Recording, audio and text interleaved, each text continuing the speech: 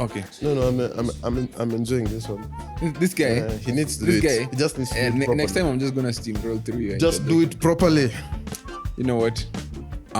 We have to try. Take number We have to try so many checks just to start. Yeah. The good thing is once we start, there's no.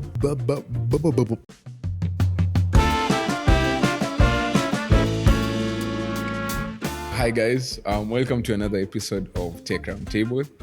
With me, I'm joined by one Evans Munene Gaius. Happy to be here. And myself, Dominic Mulinda. And we have on our docket today a bunch of spicy topics. In fact, most of them are actually a continuation from what we discussed last time. And yeah, I can't wait to get into it because, one of us looks like he's about to drop a mixtape.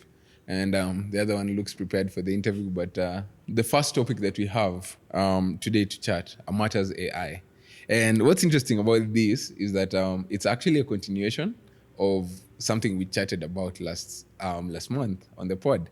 And there's been a lot of developments. And so where I'm just going to start is one of the comments from a guy called Kafugi. He said, DeepSeek entered the chat and proved American AI to be heavily overvalued. The wind has blown, exposing, a lot. You can see there on the, on the comment itself. But yeah, DeepSeek. Let's talk about DeepSeek. Let's talk about what's happened since we last chatted about AI.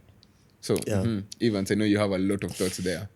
I did make a number of predictions not a number of predictions, but one main prediction, and that's mostly tied to Nvidia. Mm-hmm. But I think at its core, we are seeing just how much of the AI industry bandwagon is fueled by a lot of speculation, where, as the comment just said, DeepSeek entered the chat, and suddenly every player in this industry is having to realign themselves. I'd want you to give us a bit of a brief with regards to DeepSeek. Mm-hmm. Let's break things down. A couple of things happened, right? So we did the pod. We talked about Nvidia. We made some bold predictions. I want to say, and I think I'm still going to stand on my camp because I know we're going to have a fight about this, and that's fine. I think Nvidia is still a winner this year, despite, shedding a lot of market cap value in a week. But if we're talking about DeepSeek, to break it down, DeepSeek is an open source large language model. It's been trained mostly on actually, I think there's a case about this, and I'm not sure how far it's progressed, but many are saying that it's a chain of thought large language model, really, really good. It's open source. That means that you can actually host and run it by yourselves. A very good, I think, segue into that is that some of us tried to experiment. I could run the smallest, I think it was the 7 billion parameter model on my machine, but it made it super slow. And I think there are guys who are able to spin it up, get a bunch of marks, and you can be able to run the full model by yourself, and you can build it into your products and stuff like that. So it is very revolutionary. But what's interesting, I think, about DeepSeek was the fact that it was claimed to have used a fraction of what a lot of the big tech companies have spent on training that model. And so I think the natural reaction to that was obviously a knee-jerk reaction where guys were like, oh yeah, I think everyone has been overhyping this whole GPU craze and this GPU frenzy, and there was a very, I don't want to say a correction, but there was a very serious reaction by the market. Where there was a response. There was a response. It warranted a response. Yeah. But let's get some facts straight, right? Mm-hmm. Oh, actually, Alibaba in the same week came out with an LLM called Qwen that, according to a bunch of benchmarks, it actually outperforms O3 on really, really many things. I think what is reasoning. O3 is one of ChatGPT's latest models, but not it is a model in response to DeepSeek. Yes. Actually, DeepSeek is the model in response to ChatGPT's O3. Oh, okay. Yeah. The one that was now touted to have been trained at significantly less cost. Yes. Yeah. Yeah. It's important to note that the new models coming out isn't something new. It's the fact that they claim to be able to do it with a fraction of the cost and get such better output.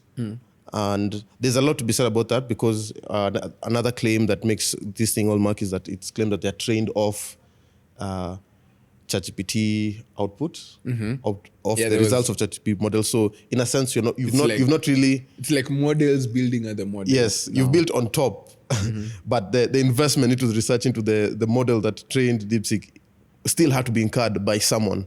Yeah. And so, but it goes to the point that we were trying to make, or that I was making in the previous episode, that AI industry is still very much speculative. And so what that means is that it will have radical swings in any direction because people are still trying to figure out, who's going to be the winner in all this. Yeah. Who comes out at the end, just how solid are these models, or how solid, more precisely, is the business plan that backs these models? Like, how much money are we going to make in the end? I want to disagree.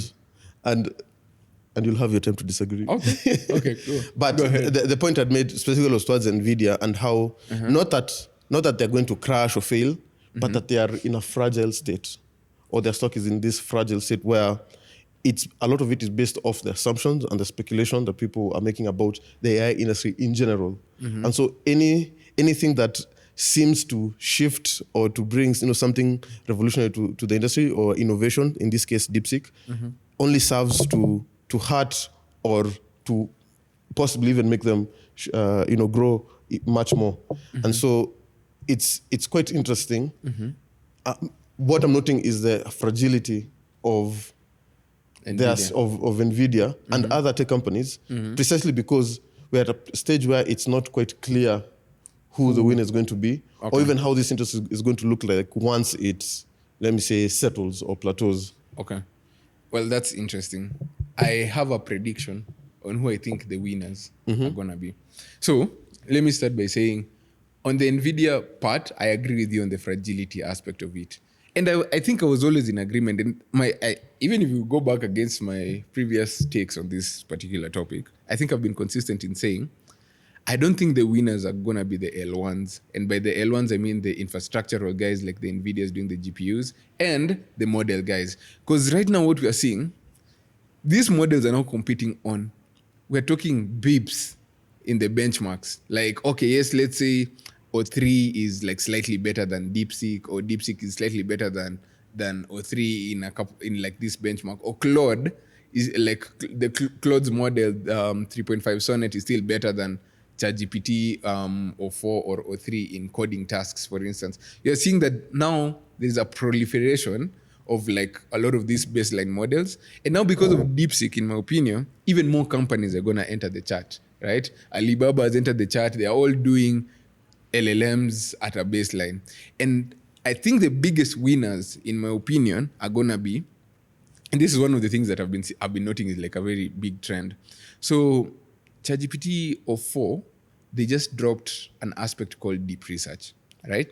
Deep research is a new, I don't know if it's a new model, but what essentially it is, it's like combining O4, which is their latest model. O4 was a model that was trying to, I think, approach this idea of chain of thought, where the AI actually tells you how it's making decisions on what to do and the output that it's going to give you. But now they kind of combined the chain of thought with like live browsing, right? And now because of that, you're able to tell, like, you can prompt it. It's $200 right now for that subscription to try out deep research. And I think it's going to be very free in the next couple of 3 weeks or so. That is actually a very easy prediction, to be honest. But what that allows people to do is having the power of like a McKinsey level analyst in your hands. You just ask it, like, give me an analysis of, and I'll attach some screenshots here. Give me an analysis of, like, let's say Fintech in Africa. And it goes, does live browsing, scours the web, gets like reports and synthesizes it. Like it can combine like 90 plus sources in like 8 minutes to give you like a detailed research paper on a topic that you had no idea about. Now, this is similarly like a task that you would give, let's say, an analyst like a week to be able to do. And this is now the power of agents, right? And agents are being built into so many of these products because, again, as I said, the power is not going to be in how good your LLM is. I actually think the best products are combining a lot of these LLMs. When you look at Copilot in GitHub Copilot in like VS Code or Casa, which are all like, they are developer tools for, for coding. Like all these guys are giving you all the best LLMs to, prompt your way, to agent your way towards like building apps. And I think that's where now the real value point is gonna be. It's gonna be like in the agents, and the agents actually doing real work. HR people, I'm just saying, that's a prediction. HR folks, that's gonna be, tough. Even engineering, and maybe this is like an off take. Junior engineers are gonna be really, really in danger, in my opinion, because AI agents already doing really, really good jobs, like in doing like very junior dev kind of work. Build me a UI on React that does this. Like it just spins that up, gives you the code, and now I feel like it empowers like senior engineers, and that's actually a topic we can talk about sometime later. But I think there's something there about like just the jobs that I think are in danger. Yeah. But yes, the value point, then the value chain for me is gonna be in the agents. It's gonna be in the products that are gonna be built on top of these models, and it's probably gonna be a combination of the best models in the market. Yeah. And so these guys are even better off just open sourcing it and making it free at this point. There's really no moat. Well, yeah, there really isn't. My All right. prediction, coming from this whole story around DeepSeek, I think if I could make a prediction, I'd say that perhaps we might start to see a change, not really a shift, but we might see how the manufacturers themselves try to be a bit audacious, in the sense that someone has tasted blood, or has possibly seen. If DeepSeek made the claim that they did all their training on a bunch of Mac Minis, And it's GPU, like just a couple of thousand of Nvidia GPUs. yes. So I started wondering, how likely is it that other chip producers, manufacturers might look at that and say, perhaps it's not such a big moat as we As think we it initially is. thought. And even if we don't compete with them, like on a point-by-point basis, could we still capture a bit of this market by having a product specifically geared towards training AI models? So my prediction would be perhaps in this year or in this next few months, we'll probably see at least one other chip manufacturer come out with their own dedicated chip specifically for AI training. My prediction is adjacent to yours, but not exactly.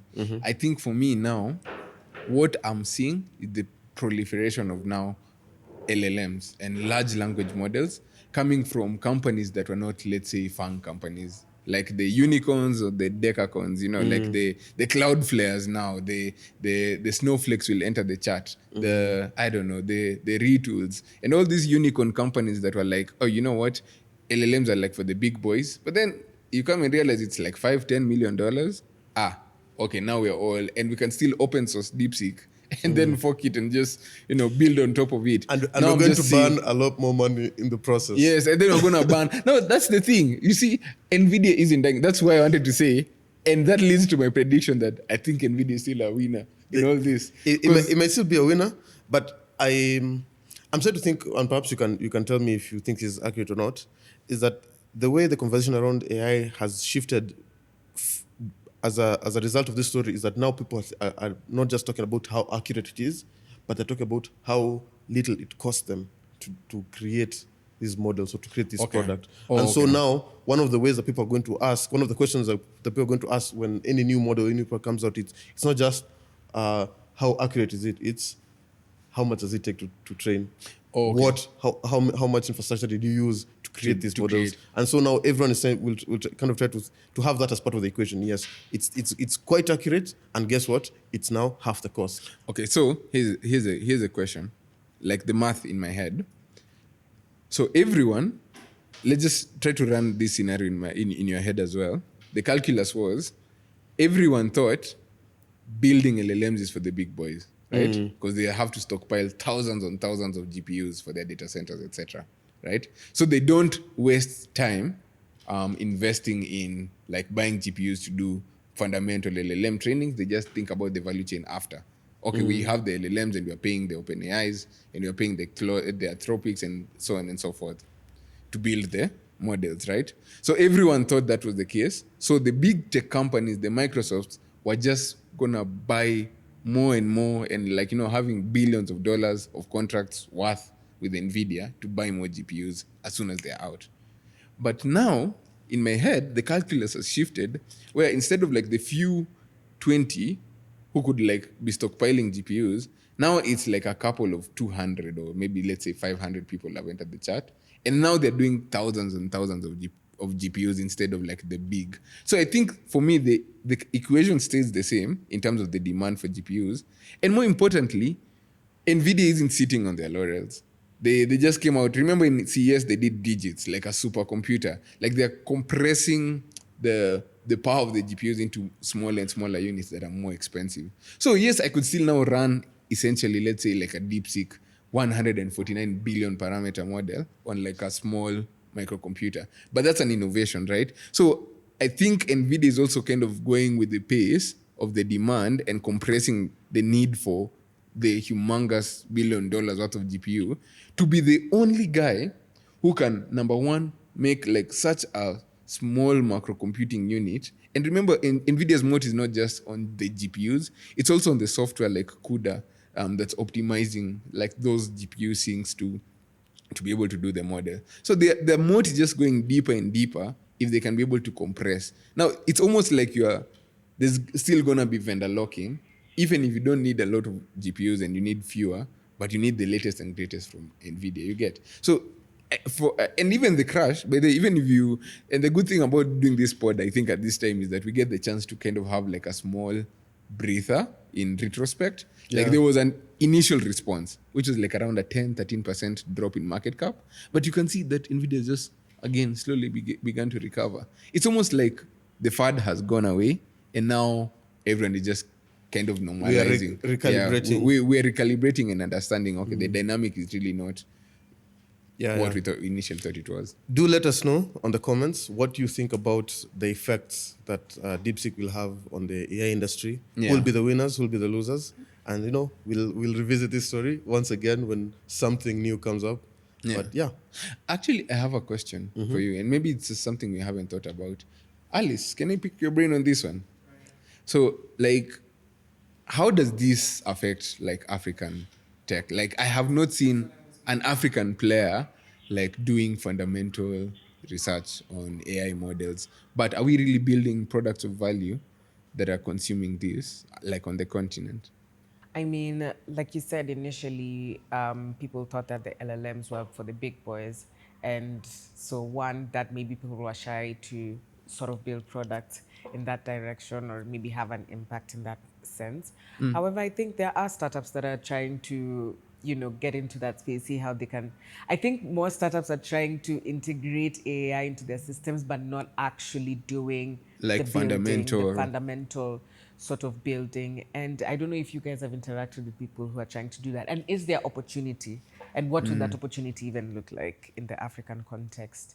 Do we have the resources? Do we have the funding? Then what don't we have? Or I don't know. I feel like, and this is like I don't know if it's like a biased thing to say.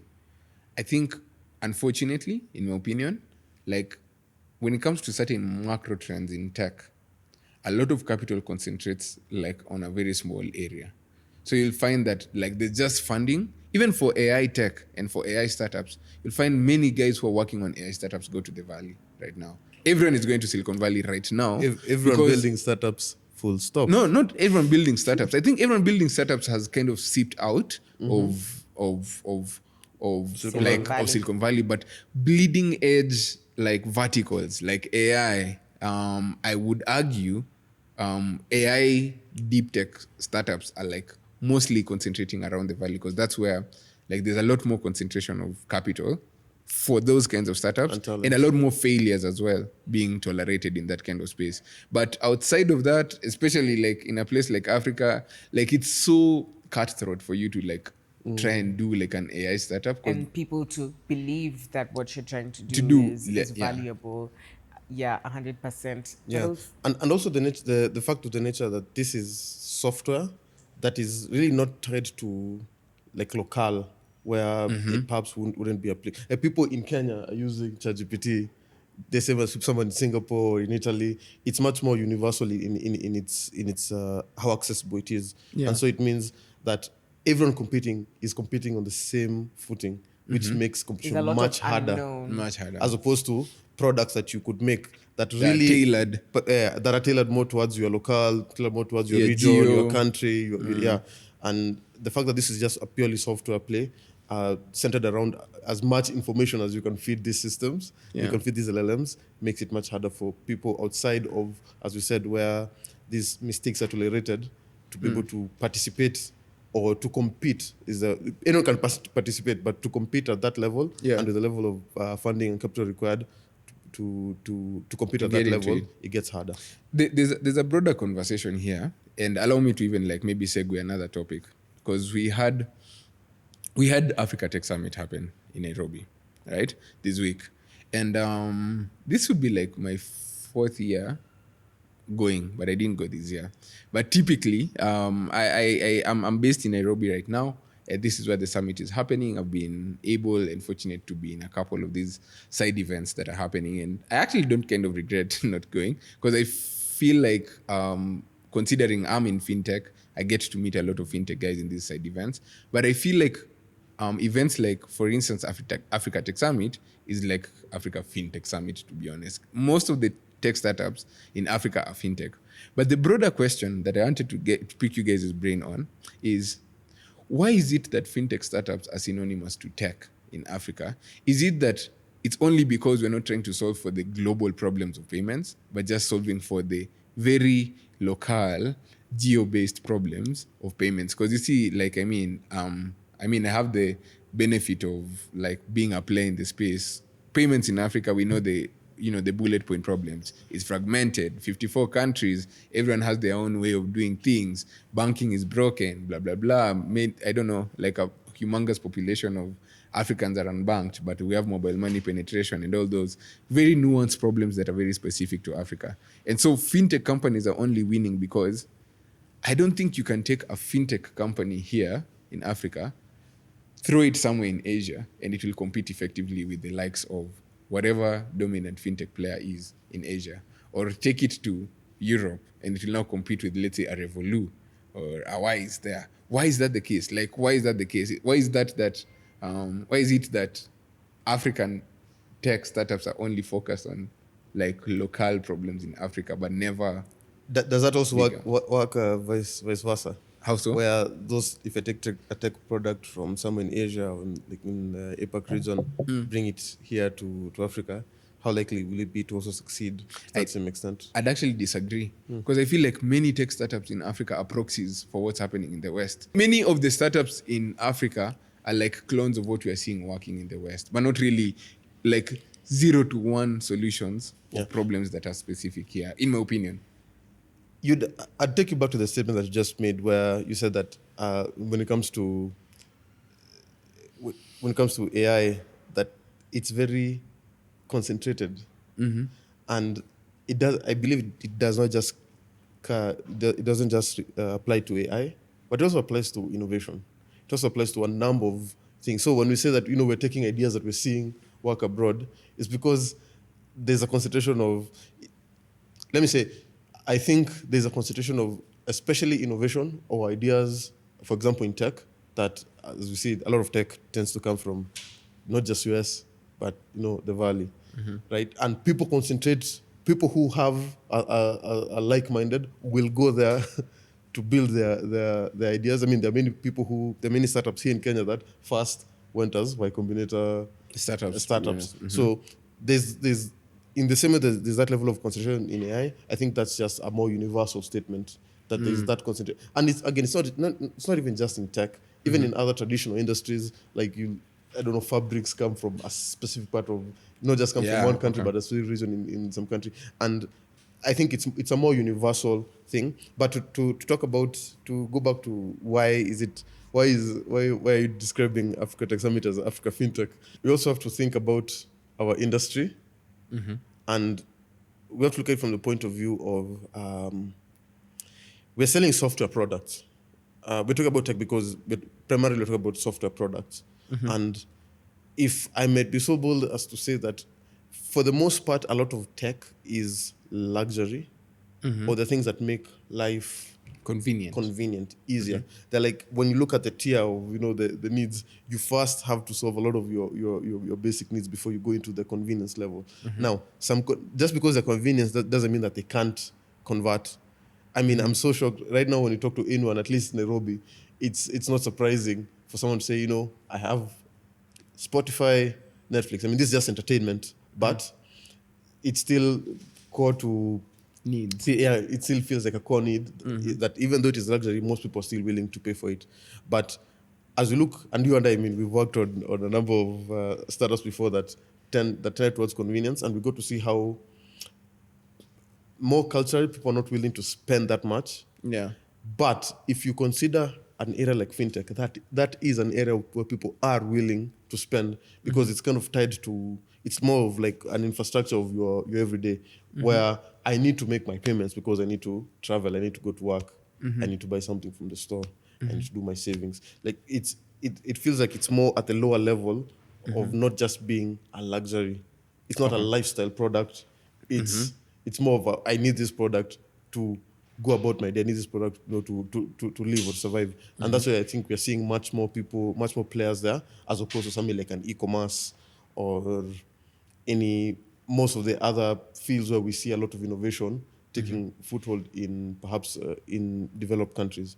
But here we are still at a place where, for the most part, we invest in the things that are feel more mandatory or feel more close to this is just living as opposed to this is luxury. Okay. Still does not explain why there's so many players, though. Yeah, still doesn't explain. Like I'm like Us included. yeah, and us our included. ventures or the things we've done before. Like there's so included. many players. I mean, I think about it, but the only formulation I can have is, okay, I have two arguments, but let me just pick the one that I think is more prevalent, like weightier. The one that I genuinely think is the problem is that, I don't know, I just feel like one African state, for instance, is not a big enough reward as it is to have very few big players in fintech, for instance. And so because of that, if you're building a hyperscaling fintech in Africa, you have to think, if you're thinking like a big unicorn, if you're thinking venture backed like fintech, you have to think Pan-African by default, because how investors, at least from the West, consider Africa, it's as a block, but never as individual. Like they all know that it's an individual problem, let's say, between the different countries. But like, let me say, like the difference between, let's say, the US has like, I don't know how many, 49 states, 51 states. 50. But payments are so unified around cards and card infrastructure. And the open banking network is like super, super seamless. I think you've seen this problem somehow, Cindy. Like even in the interviews you've been doing, because I know you talked to a bunch of fintech guys. Yes, I'm like, you even get like, okay, another fintech. yeah, There we another go. fintech doing the same thing, Like, Yeah. you almost get to a point where you're like, like, is it always the same thing? Is it like, and there's an argument against what you said, bruh, about this whole fundamental layer of problems of moving value. I don't think it's as big as you're saying, because people still need to eat. We still need like an Amazon like competitor, like someone doing hardcore, I don't know. What I think is that or for those industries, most of the tech startups find it hard to compete with the existing solutions that are not even tech based at all. Like you're trying to distribute groceries, and my mama boga is just hapo chini. You're not going to compete. You're not going to outcompete I have a her. comment on this fintech conversation. Two things. One, my analysis of the fintech landscape, because I also worked in fintech for quite a bit of time, is that maybe a big part of why people are trying to do fintech is because once they get that, the problem is big and we're still trying to find a solution on payments across Africa. And so everybody's trying to eventually be the one that, takes up that position of solving payment problems, and I don't think everybody can do it. Even if there's room for people to do it, I don't think everyone can do it. I think my analysis is that everyone is trying to do it because we are still yet to find like the unicorns of fintech in some ways, in a way that allows the payment landscape to be improved significantly. Two, this is now a question directed to you guys. Do you think that we should be having, in as much as the problem is huge, do you think that it's too many fintechs and people should start looking to do other things or invest in other products? Or do you think that, yes, people should still keep building in this fintech landscape until they try and find solutions that work for everyone? So, bold prediction. My prediction one would be we need like a Stripe like one person you integrate with and you have payments and collections across all markets in Africa. That hasn't been solved yet, and it's a big problem, and everyone is trying to solve it in multiple ways. Some might argue, like the big unicorns out of Africa, but still if someone is trying to solve for that bit, right? And until then, I was just thinking a lot more. Like Stripe is processing trillions of dollars worth of GTV every year, and it's because guys like ChatGPT, when they were launching, guys like OpenAI, when they were launching ChatGPT, didn't need to think about payments or Claude. Just have Stripe as the processor, and you focus on your model, right? So there's gonna be, I think it's gonna be like a sequence of things, but not maybe modular, it will overlap. I think there's gonna be somebody who's gonna hack the problem of payments in Africa, and where collections and payouts are seamless across all markets. And that is hard because when you think about the dynamics of the different blocks in Africa, it is a very, very big problem. Some countries are still cash heavy, etc. Like there's Francophone Africa. I don't even want to get into it. There's a lot of problems there. But I think the next big, when you think even about Stripe in the landscape of big companies or decacons, it is literally a category defining startup, but there are so many startups like in other verticals that are doing big. Health tech, when you look at it, now AI, of course. Commerce, when you look at the big logistics companies, guys like, I forget the name. But anyway, there's so many guys on logistics still leveraging what Stripe has done because they're the vertical kings, in quote, for payments. But even in the payment stack, there's still like a couple of people who are playing there, and they're still easy to integrate with. So I feel like for me, the time is kind of ripe. There are many guys who are working on fintech solutions, and there are very few guys who are beginning to stand out. It is not as hard as it was to just start a business today and begin to have collections in Ghana, for instance, if I want to scale into Ghana. But now we can begin to explore what does let's say a Pan-African logistics company look like that is tech-enabled, or not even tech-enabled, tech-fast. That is a problem that is solvable in Africa today, right? You might have 1, 2, 3, 4 fintech providers, plugged into your system. But hey, the point is like the time is ripe for other verticals to begin to shine, in my opinion. I think it's only in software where having many participants in the market is seen as a bad thing. Whereas in every other industry, it's seen as it's actually a mark of a thriving industry that you can have so many players coexisting. Mm-hmm. And that, but to answer the question that you posed, Alice, the question of whether there are too many fintechs is not for us to decide; it's for the market to decide.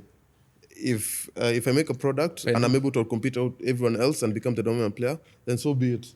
But if someone else is able to even just get a sliver of this market and is able to offer value to his or her customers, and make money in the process, I'm all for that. To be honest, I don't see it as a bad thing that there's so many fintechs. My hope is as well that it cascades to other markets as well. As they say, a rising tide raises all ships. So my hope, of course, is that in this process, many of them will die out. Many new players will come. Some might aggregate and we may get to the point where again we have the 4 or 5 players, but that's not the goal. The goal is to provide value to the market and for the market to be able to solve problems that people are facing, And if it means we have 5,000 different fintechs, each doing a similar version of the same thing, then so be it. That for me, it's not a problem. Oh, it's a net win. It's a feature. Okay. It's a feature of the system, because if you go to these developed countries and you ask them about the state of the fact that they have only 2 providers when it comes to perhaps OSs, or when it comes to, they'll say that's a bad thing. They want more. They want more players. They want people who look at their needs. I remember I usually think about phones, and it's like I feel like every year the ideal phone that I would want ceases to exist.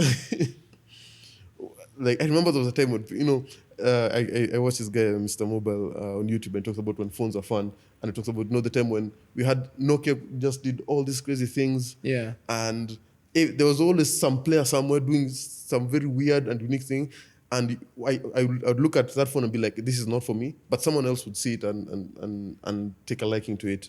But now we just have rectangular slabs, which all look exactly the same as each other, and somehow they get into Samsung. That's supposed to be a win, and perhaps for me, I don't see it as a win that we might think it is. So even in software, I'm quite happy to have there be 10,000, 5,000, even more.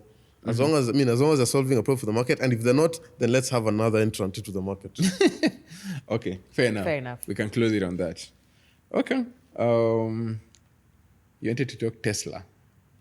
Oh no, or rather, you wanted to talk Elon. I want to talk Elon and Nissan.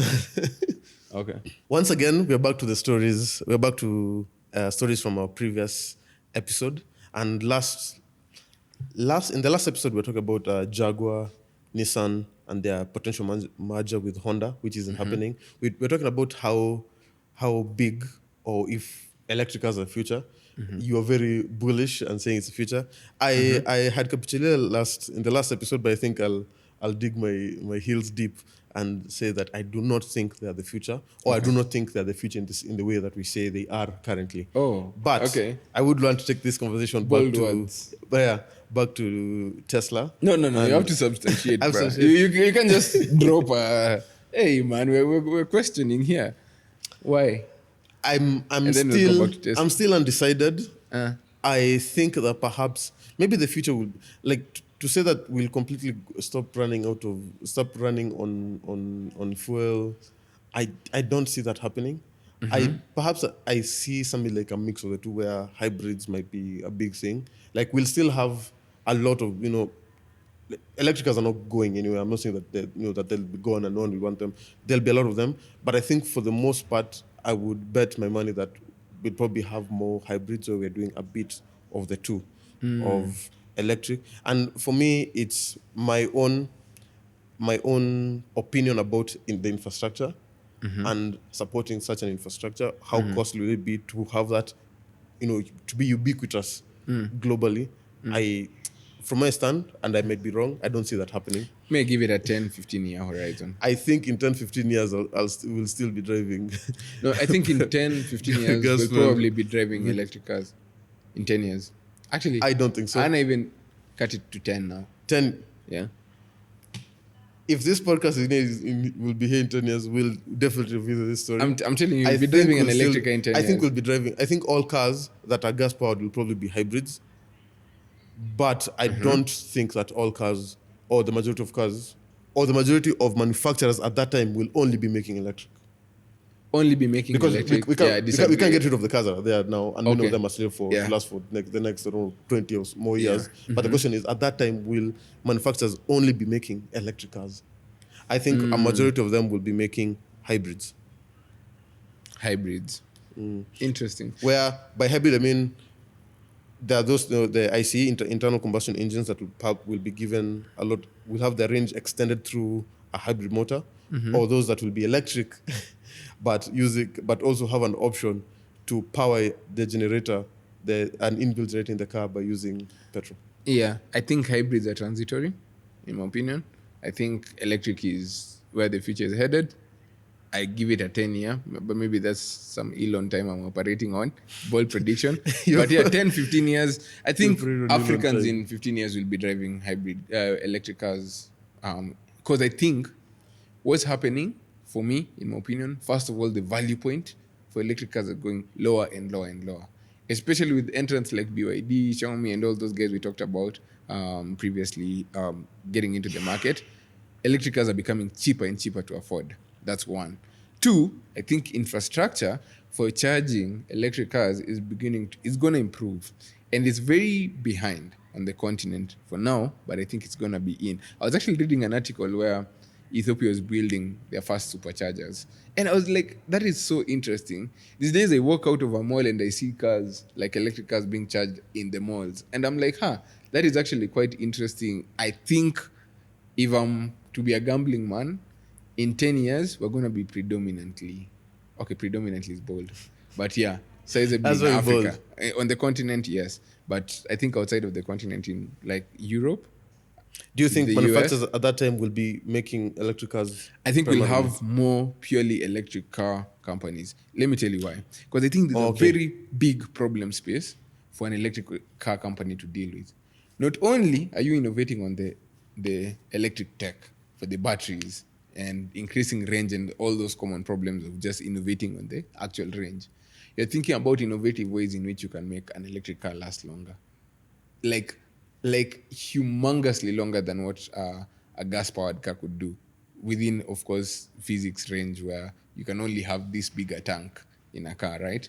So I think the electric car problem space is much bigger and gives a much higher ceiling for things like range and innovation around how to even build better battery tech. So just on the battery tech space, there's a big problem space there.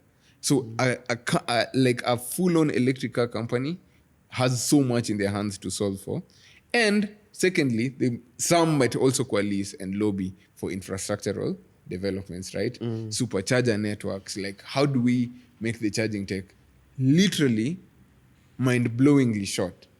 Imagine the same time that you'd fill gas, you go and in like at a fraction of the cost, you already have the range of a full tank. Like that's Yeah, where I and think battery tech is headed, The- and the- I the think they company- will win. The company eventually. Neo, if I'm not wrong, Neo, they do yeah. have that, but for them they swap out your battery With an with an already already charged full. one, and I think I see that being a somewhat better play because it detaches the value of the car to The- the range of the battery or the lifetime usability of the battery, like how much degradation, how much loss in power it has incurred over the years. Yeah. Where on the used market, a lot of electric cars just plummet with regards to their resale value, primarily because of the whole battery. Of the whole battery in the same way that aspect, right yeah. now buying a phone from someone who's used it for 2 years Yeah. is like a gamble where it's like, will I be charging this by midday? Exactly. And perhaps you're seeing the same kind of thinking situation. or perception, but when it comes to electric cars, and if they can find a way to detach those two, Yeah. then maybe. But even then, I'm not holding my breath that for me is what I'm saying. What could be? What could right? be. Like what could be is that there's so much more exciting stuff in the electric car space in terms of things that could happen and dynamically shift the reality of us now considering, okay, even as a country, we want to be electric car first, right? Yeah. And those policies are very, like it's very possible to transition into that when the clear value prop for an electric car versus a gas-powered car is like night and day. Because when you think about it, even when you think about gas-powered cars, bro, for the last 30 years, like there's not much innovation except for like how the car looks on the outside and stuff like that in the gas-powered car space. But in the last 10 years of electric cars, we've come from Tesla doing a roadster that can barely do 80 kilometers to now doing like a Model S that is doing like 600 kilometers on a full charge. We have like companies like BYD that was non-existent as a car company in the last 10 years to just jumping to become the second most valuable company, even more than Toyota, like in the last 10 years. Yeah. I think the problem space is just much and we bigger also to have to ignore. see it for also what it is, and that is a cultural view where a Toyota, a Honda, they represent an old way Of or they doing refer to. things. And but as humans, we always want new and shiny things. And so even I believe even in the car industry, the fact that one electric cars are the biggest successes are the new companies, not the old companies Yeah. turning their fleets or their models electric. Yeah. So a Mercedes, Volvo, Toyota Yeah. will struggle making electric cars than would a Tesla, who by definition represent a new era of vehicles. Interesting thought experiment. Do you think Jaguar would have won rebranding themselves with a different name entirely if they're standing for something completely new than them just saying we're still Jaguar but doing things differently? Actually, yes. But I think that Interesting. their problem would still be that they still have the same kind of people. Because this, What do you mean? when I talk about this being a new company or Tesla representing like a new era in the automotive industry, it's not just the cars they're making, it's the people. Arguably, I well, think like that there's a culture. to the average consumer, we do you even know the CEO of Jaguar?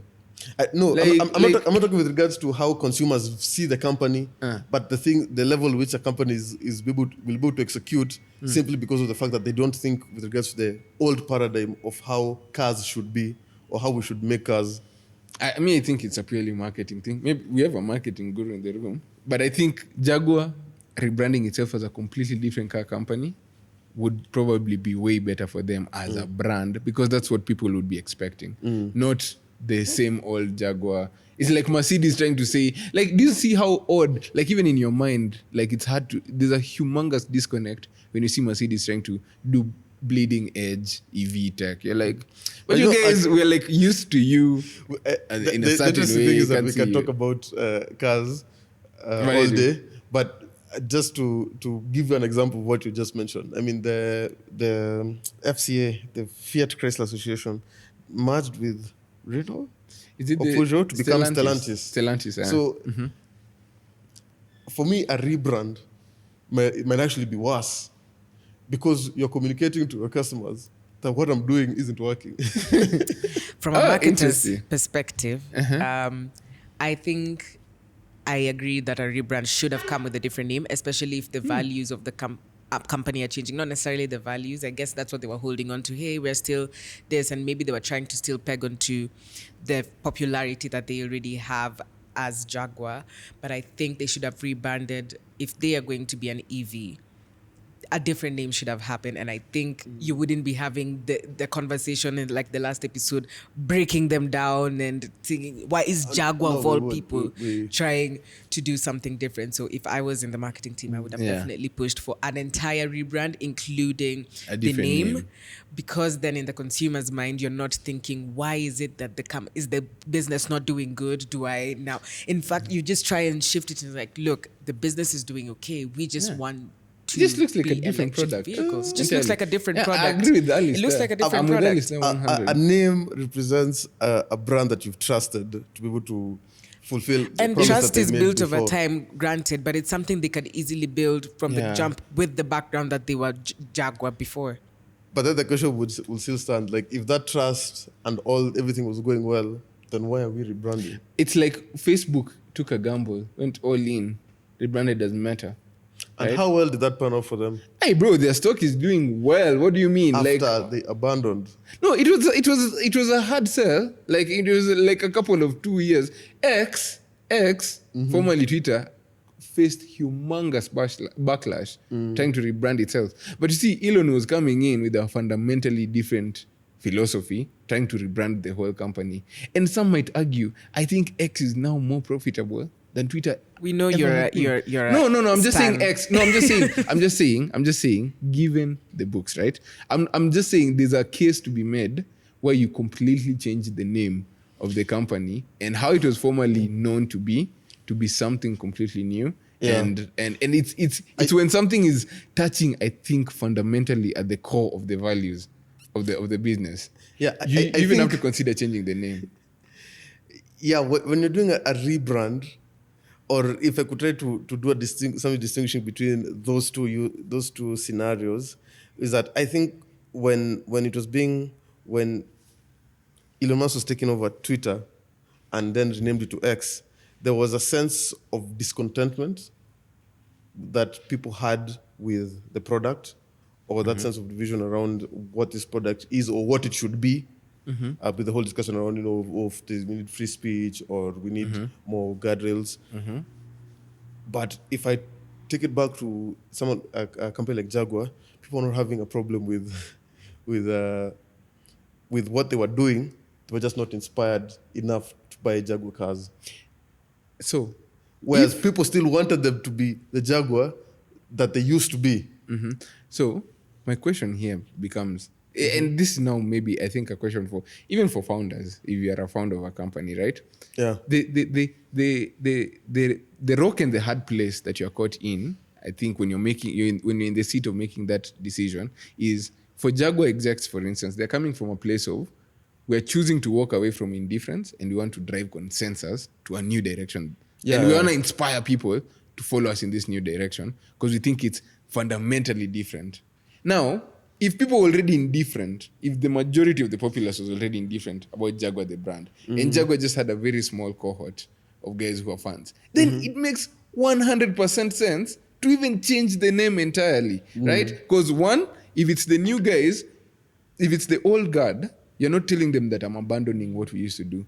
We're telling them we want to drive consensus for them to go with us in this new vision of what this company is going to be, and it's going to look different. You are abandoning them with the assumption that there's a much bigger market of people who would want a more refreshed and that's still a better product than what was there before. Offering before. And that's still a valuable calculus. True. It's still a valuable. I agree with that. Yeah, it's the same thing with Elon. Like it's almost like with everything that he wanted to come in and change about how Twitter was existing, it would not have worked. It would still look like Twitter. Like it would still be the same. You wanted to bring about that. You want to change, clear change in exactly. You want to bring in a psychological like shift to the mass market about this is a completely new product from the old product, right? Yeah. And I think it is a valid case for changing the name, and people should think about that. You know what we should do? We should go do a research and try to bring compelling examples of rebranding and whether they generally work in favor or they work to the detriment of the organization. And I think we can find a lot of people or companies to benchmark against. That's a topic. And I actually have another question for you as we wrap up on this whole car discussion. Tesla, for the most part, is the poster child of electric vehicles. But I get this feeling, or it is my perception, that a lot of the perception people have of Tesla isn't just of the company itself, but of the man behind it. And how much could you say that the brand that Elon has himself is the reason why these guys are where they are? And let's say, God forbid, he's no longer with us tomorrow, or let's say he just says, I'm taking a break. And what do you think happens to Tesla the next day? Yeah, I 1000% agree with you. A lot of the valuation of Tesla is because of Elon. That is a fact. That is not even a... And do you think that perception that people have of Tesla because of Elon translates into a perception of the electric industry because of Tesla? Perception of... Yes. To an extent, yes. But I also think as a product, it stands alone on its merit outside of Elon. Does Elon carry like a humongous brand value for electric cars in general and Tesla to be specific? Yes, I agree with that. And I actually think that's a big case for imagining why Tesla would be overvalued. However, remove Elon out of the equation. They are still, but like in its own weight, Tesla is still on the bleeding edge of a lot of tech, and not just like battery tech, not just EVs. Like it cuts across into like things like robotics and all those things. So when you even just take the time to kind of study it as a company, you realize it's because it's valued as a tech company more than it is just as a car company. As a car company. So there is that aspect. Now, does this mean like I think at this point, like Tesla is overvalued? Yeah, I agree with that. But it's the same thing with the argument for Nvidia when I told you it's just the ebbs and flows of the market. There's a lot of perception. There's going to be a correction, essentially, eventually. I suspect that now that, right-wing guys and, the Elons of this world are gaining more popularity, I personally try to look at politics and perception as kind of a spectrum and a wavelength of some sort. So at this particular point in time, these are the guys who are riding the wave going high. I think there's going to be a backlash at some point by society and a correction of some sort. And then we're almost going to go back to the center. Against electric cars? No, against Or like against... against this school of thinking in general. Like right now, the populist thought is the right-wing thought, the free markets, free speech, right? And I think it's nature for society to take all those things to its ultimate extent. So there's going to be a lot of chronism happening. Yeah. I was thinking about it in just the other day because of crypto, right? And a lot of good sentiment riding with crypto. We are back to scam and meme coins. Like legends are having a fest right now on Twitter where we're going amok right now.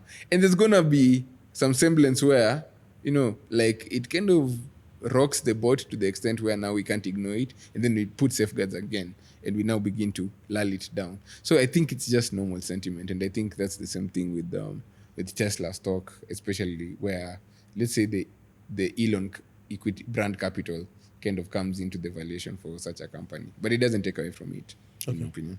All right, guys. So we have come to the end of today's chat. Yeah, I sure. think we will pick it up again a lot. There's this rebranding topic I think we should really get into. We should really dig into the rebranding. Because we're coming from different schools and we also need a marketing expert for this one. But guys, we are rebranding. I don't know, maybe because it's working or failing in equal measure.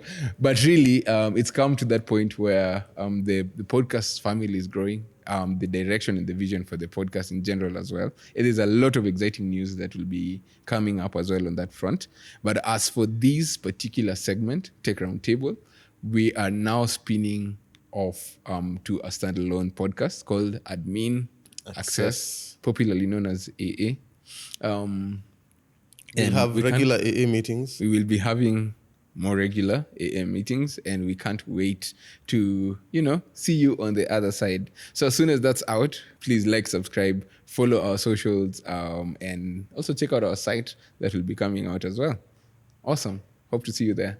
Yeah, no, I think it was, we've been having the boys over on My Tech Story Africa for the past, 5 months or so. It's been a while. It's been a minute. And I think as My Tech Story Africa, the vision is to expand into a network of media products. And Admin Access is, it's our pilot first show that we are branching out. And I think Dominic and Evans have been doing a phenomenal job. Admin Access is going to be really exciting. And I think you guys deserve a separate platform to really just get into the stories that you want to share and the conversations that you've been having. I think your rapport is amazing. And I am very excited to be part of this and to launch and see how you guys are going to perform when you're now on your own. Well, of course, the MTS family is going to be supporting 100% on board, but... When you have no space to make excuses.